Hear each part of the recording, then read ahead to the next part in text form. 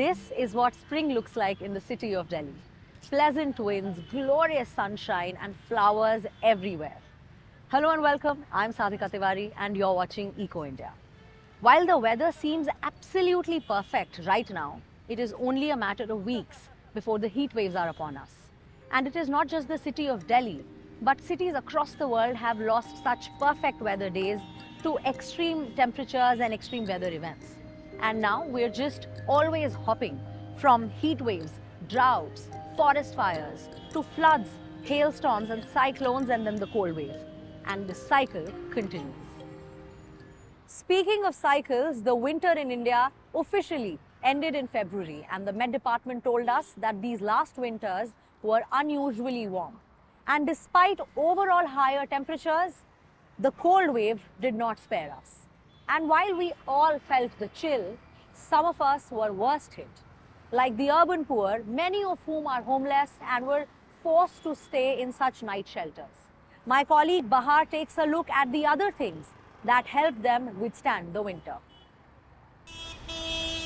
As night descends in the city of Delhi, the dipping mercury sends those on the street scrambling for ways to keep warm. Every night I head out with my camera person to document stories of the homeless and the poor. How are they coping with the frequent bouts of cold wave that has gripped northern India? For over a year, Sukeda Khatun has been calling this stretch of the bustling road as her home. A bamboo slab forms the wall of her home, and tucked in her shawl is her 18-day-old baby. Sukeda may not have heard of the word climate change, but her life on the streets is definitely governed by the weather. A good day, she says, is when the sun comes out to warm her cold body. Her 8-year-old son arrives. He's wearing layers of clothes but no shoes. The rats keep taking my shoes away, he complains. A study by the Lancet Commission in 2021 found that in India, the number of deaths per year linked with abnormal cold temperatures is more than 600,000, not taking into account the hardship and the loss of livelihoods due to illness from the cold. It's not just the homeless who are suffering. I meet 60-year-old Meena in the narrow lanes adjacent to the city's flashy expressway.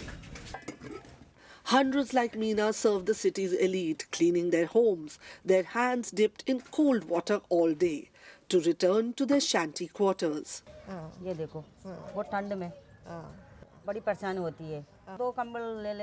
At night, she says she keeps herself warm by wrapping many blankets.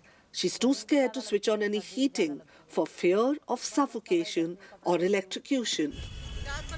Everyone I speak to agrees that the winter this year feels harsh, and data from the Indian Meteorological Department confirms local perceptions.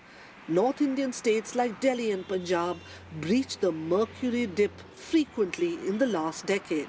Winters may have become shorter, but the intensity of the cold waves has increased. In response to the cold wave, the state government of Delhi announced the Winter Action Plan. Hundreds of temporary shelters are set up across the city. Minister Saurabh Bhardwaj, in charge of the action plan, shares more details. So these 134 plus minus tents are there only for this winter, and they will be here till March. There's a large group of upper middle class people who don't want to see them around. Yes. Who say that why do we have the shelter here? Yeah. You know, we don't want them here. Your government has built the shelter. We don't want to see it. We don't want to see it because they are poor, they'll litter around.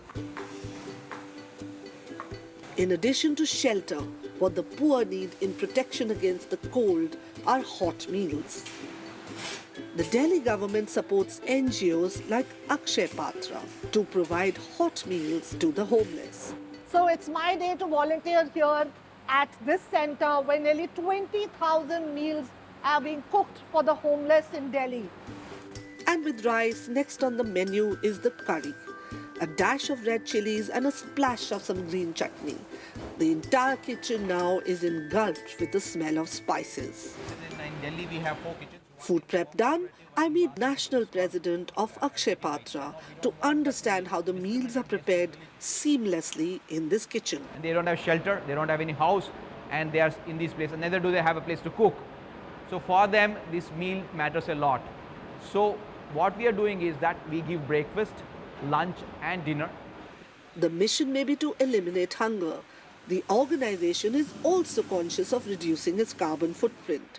The kitchen runs on fuel-efficient stoves, and the top of the building is powered by solar energy. Once the food is ready, it's sent for distribution in electric vehicles. As night descends, it's time for food distribution. Scientists have predicted that extreme weather may be the norm in the future. Extreme cold weather in the winter for a few days and intense rains in the summer. So the question is, how can we make our cities climate resilient? I am on my way to meet two individuals who may have some solutions. Arunabha Ghosh, who heads the Council for Energy, Environment and Water, emphasizes the need for high-quality data for better interventions. What is needed here is much more hyper-local assessment of these risks. We're looking at a district level, and if we can generate enough data at the sub-district level. I have a scientific assessment of the way the extremes might play out in this very narrowly defined area. Yeah. Now let's map it to vulnerable populations. Ghosh urges that it's not just about providing physical infrastructure, but also the creation of social infrastructure, whether it's through the soup kitchens It's not just a layered fabric. or providing low-cost technologies like hand mittens and electric overcoats to reduce exposure to the cold. This already feels quite warm. My next stop is at the office of architect Pankaj Gupta. He is of the view that climate resilience for the poor can only be achieved by a more equitable view of city design. I think one of the challenges of modernity and of modernist architecture is when you're throwing the same set of tools at all problems, they tend to be obscuring the actual root cause. And here the root cause is we are forgetting that our vernacular traditions have been climate friendly. Climate change is a new thing. None of us have dealt with it before. Pankaj advises that city planners need to go back to the basics, to the Indian ethos of building with local materials that is more suited to local weather conditions. On my last day of chronicling this story, I meet Rabia. She's been living in the temporary shelters for almost a month. Her troubles seem big, but she has enough kindness in her heart to provide refuge to a tiny kitten wrapped in her shawl, who is also cold. Her story, a reminder that even at its worst times, the human spirit can be strong. But a resilient human spirit may not be enough to combat the perils of climate change. What is needed is community care coordination, smart use of technologies through advanced early warning systems, and a rethink of our cities such that they can serve the many people I have met on this story. We just got a glimpse into the lives of the urban poor. A lot of those who migrate into big cities often end up working either at construction sites or as waste pickers in harsh weather conditions. One of the major health threats that they face is air pollution. And a majority of these workers are women on whom these impacts are much worse. This is the Bhalswa landfill. At about 32 hectares, it's the second largest dump site in India's capital, New Delhi. More than 200,000 people live along its perimeter. For the last 25 years, Hema has lived and worked here as a waste picker. I used to go to work, then come home, send my child to school and do all the chores. But for the past year, my health hasn't been good. So I stopped going to work as often. I used to work 20 to 25 days a month, but now I work less. For people who live this close to the landfill, even the air they breathe is toxic.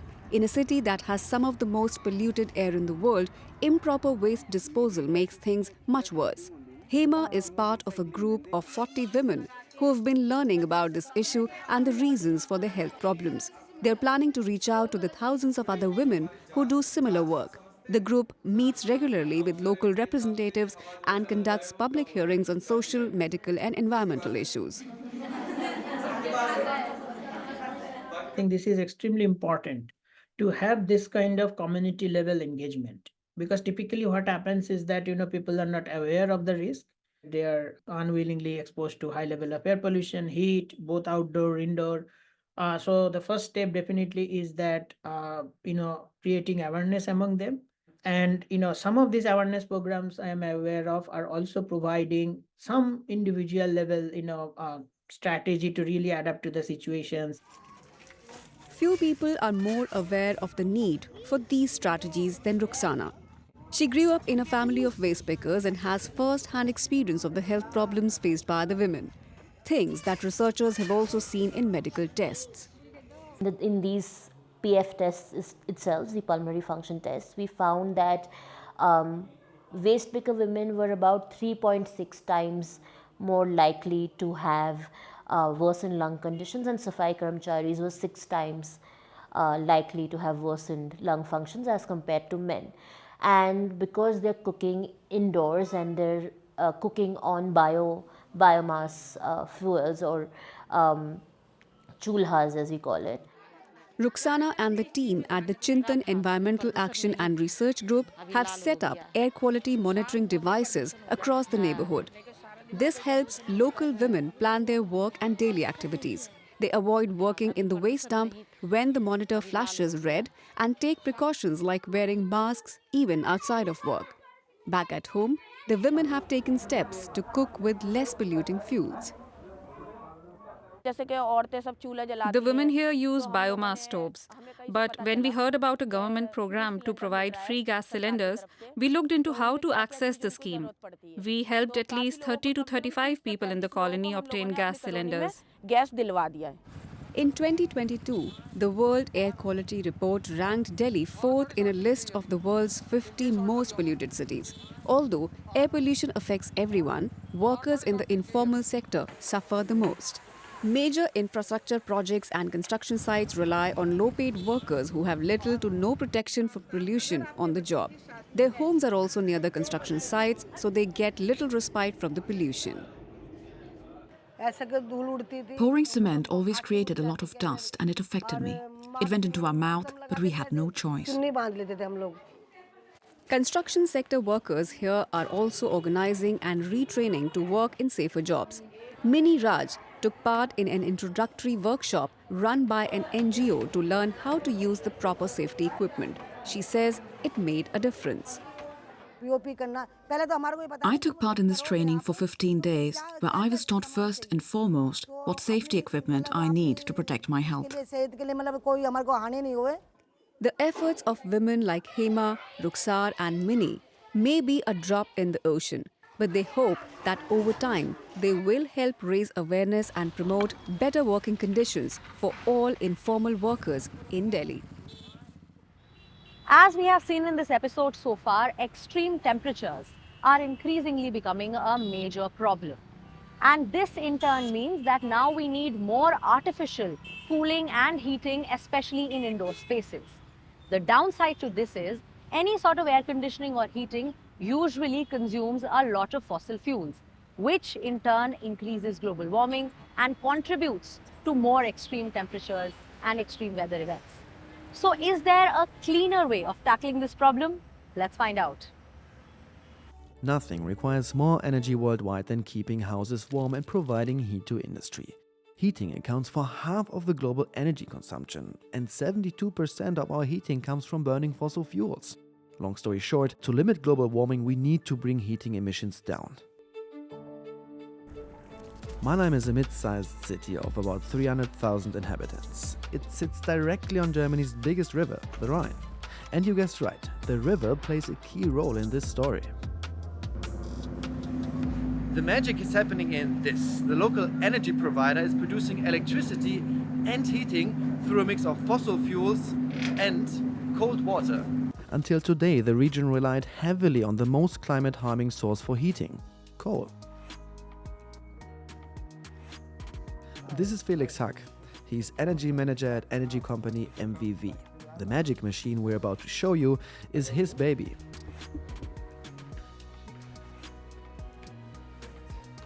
This single power plant is responsible for about 6.8 million tons of CO2 every year. That's almost 1% of Germany's annual emissions. But this is changing for the better right now. Millions of liters of water flow down the Rhine. That covers Mannheim's heating needs several times over, even at such cold temperatures. So now it's about 6 or 7 degrees Celsius. From a physics point of view, it's still enough heat. So this deafening giant is in fact a heat pump for rivers. By pushing through 800 liters of river water per second, it can provide heat for 3,500 households all year around.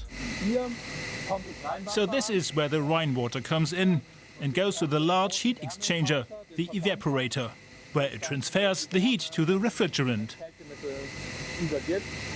Okay, wait a second. Let's take a step back. This is what happens in all those pipes.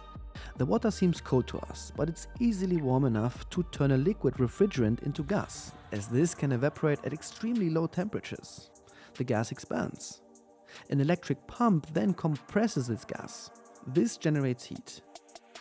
This mechanism is so efficient, you can generate 3 times as much heat with the same energy as with a gas boiler. It doesn't just work with river water, you get the same effect with heat from air and the ground. Ideally, the electricity for the pump comes from renewable energies, but even if it comes from fossil fuels, it's still more sustainable. So now we're going to see the heat storage from where the heat is being distributed over the entire city.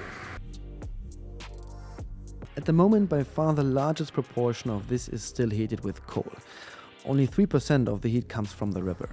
But that will soon change, as the coal-fired power station will probably be shut down by 2033.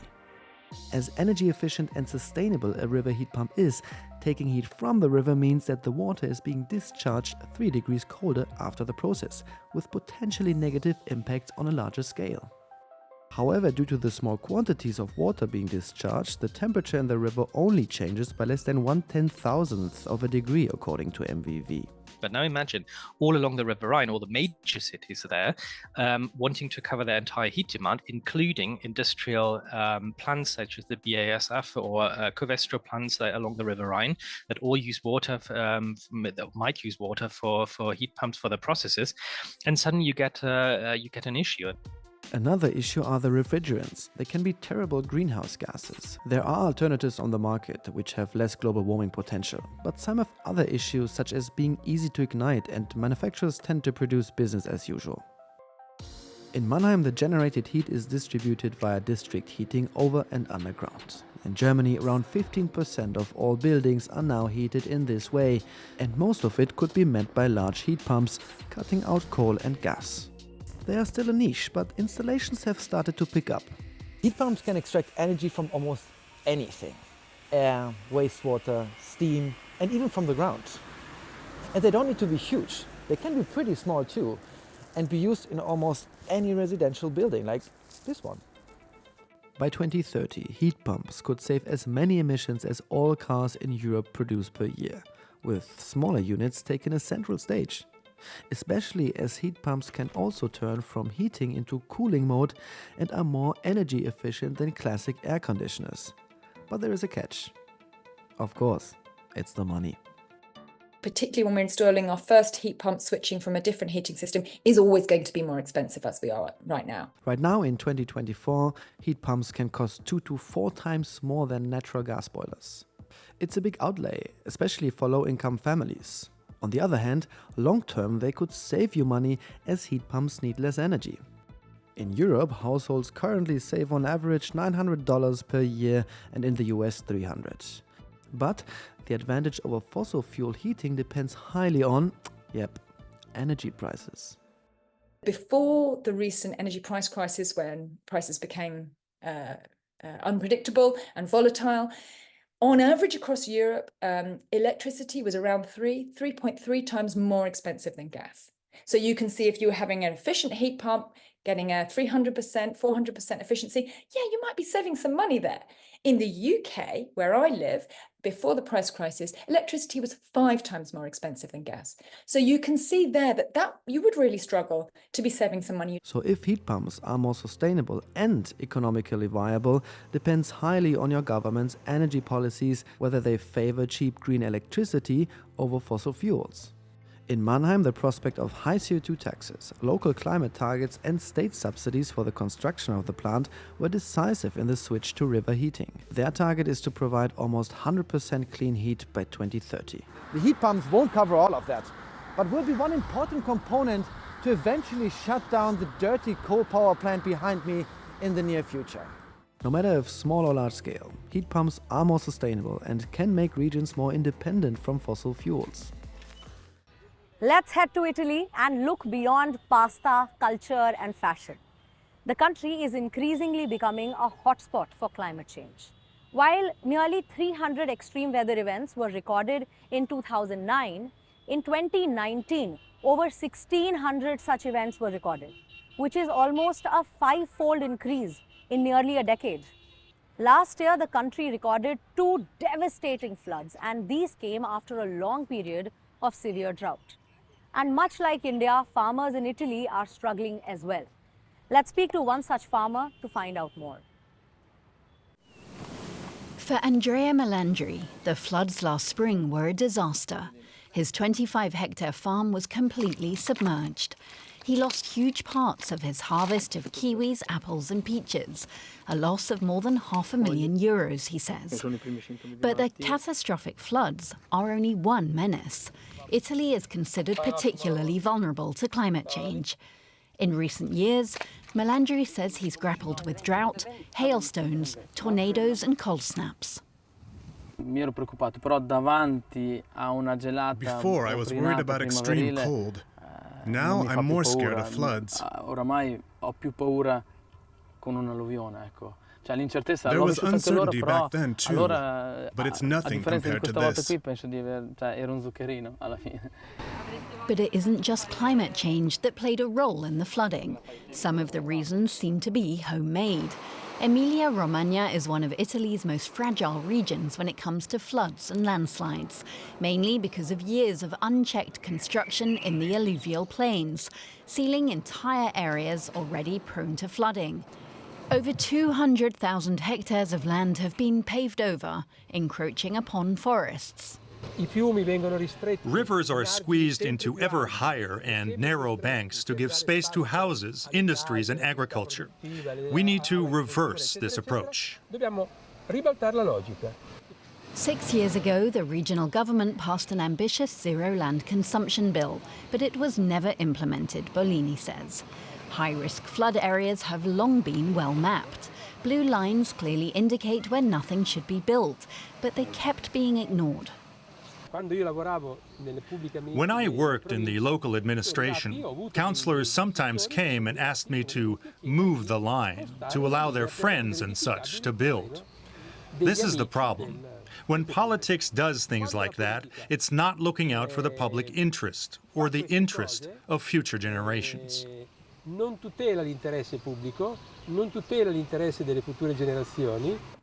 Many of the canals and streams of Emilia-Romagna's extensive irrigation infrastructure burst their banks. Meteorologist Pierluigi Randi says because Italy faced 2 years of extreme drought before, maintaining the region's waterways and riverbanks was no priority. One of the things we need to do is to restructure and remodel the land for a new climate. We have to take charge and invest in infrastructure that can bring us towards adaptation. We will have to adapt. That's also evident in the town of Modigliana. It recorded over 200 landslides in May 2023. Local authorities say while the priority is to rebuild, the disaster shows it can't simply be business as usual. We have to rebuild with respect for the natural landscape and terrain. Farmer Andrea Melandri doesn't know how long he'll be able to hold out in the face of increasingly frequent extreme weather events. To be a farmer today has become almost a heroic enterprise. If this is what we need to get used to, it's going to be tough. Really tough. While Emilia-Romagna had to deal with the aftermath of the floods, the question of what amplified this tragedy and what can be learned from it is growing ever louder. So many of you watch our show from different parts of the world and come from such varied cultures and contexts. And yet, climate change impacts all of us. Some of us a little more than the others, but no one is untouched. Let me know, how do you feel about this? I'd love to hear. You can email us or reach out to me directly on my social media handles. I will see you next week. Until then, take care, goodbye, namaskar.